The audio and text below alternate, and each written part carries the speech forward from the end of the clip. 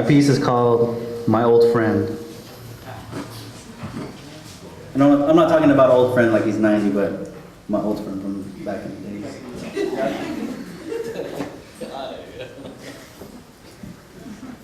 On the playground, just shooting the breeze, listening to the wind wrestle with the trees, watching the petals as they're falling to leaves, next to an old friend sharing company and peace.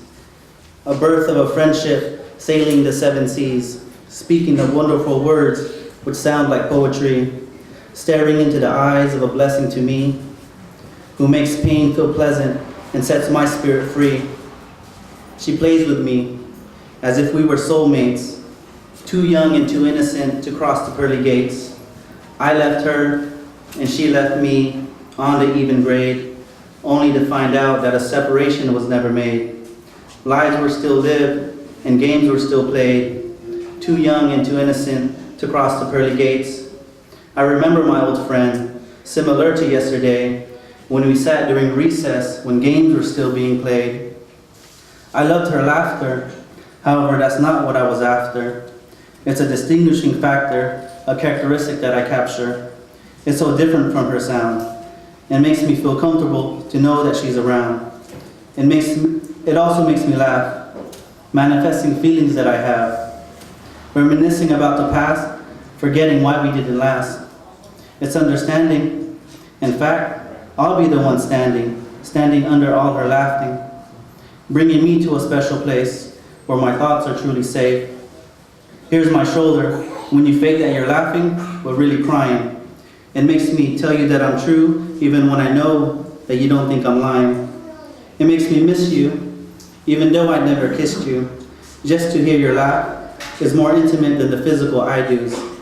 I imagine her face, cause her smile always brings me to that special place.